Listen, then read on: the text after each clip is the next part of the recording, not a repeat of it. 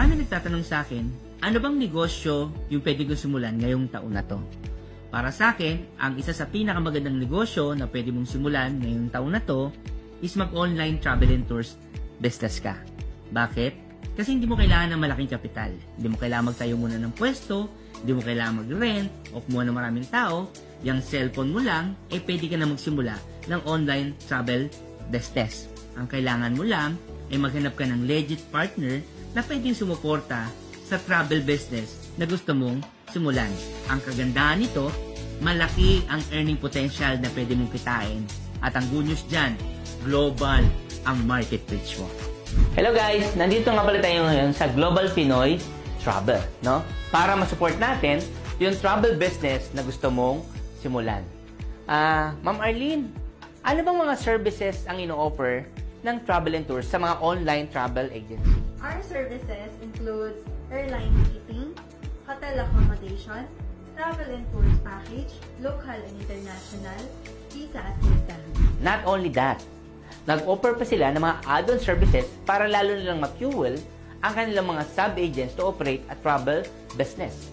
Because naglagay pa sila ng e-load, bills payment, remittance, and insurance. So, grabe mga kaibigan. Lahat na ng services ipinrovide sa'yo para ma-fuel ng gusto ang travel business mo. Ang news dyan, ang Global Pinoy Travel ay accredited pa ng mga prestigious agencies na kailangan ng isang travel agency. Katulad ng IATA, PTAA, UCTA, PILTOA, at marami pang mga agencies na kailangan salihan ay member ang Global Pinoy Travel.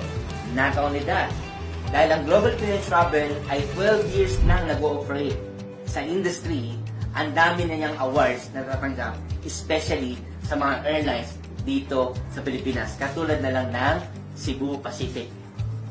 These are the few awards na meron ng Global Pinoy Travel. So, unang award nila ay noon pa 2018.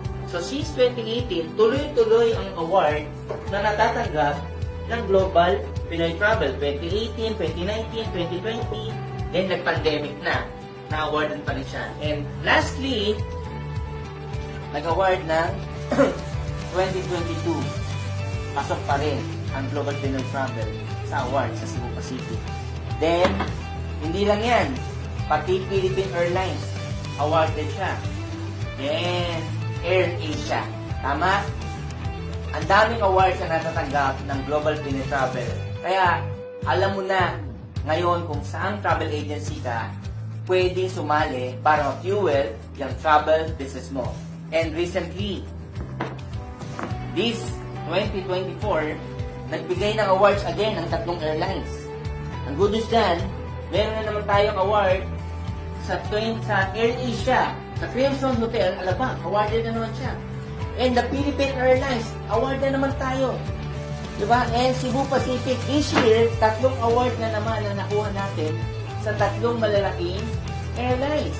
Kaya, kaibigan, kung magsisimula ka ng travel business, siguraduhin mo, yung sasalihan mo, ay yung siguradong may bibigay ang mga travel requirements na kailangan mo para mapatakbo mo ang iyong travel business.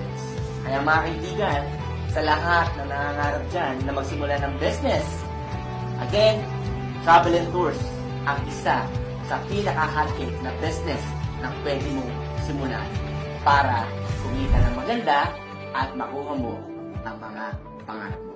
Kaya doon sa mga interesado dyan, kunin nyo lang yung contact details ng Global Pinoy Travel and kausapin mo sila para ma-accredit ka na nila na maging sub-agent ng kanilang travel business. Okay?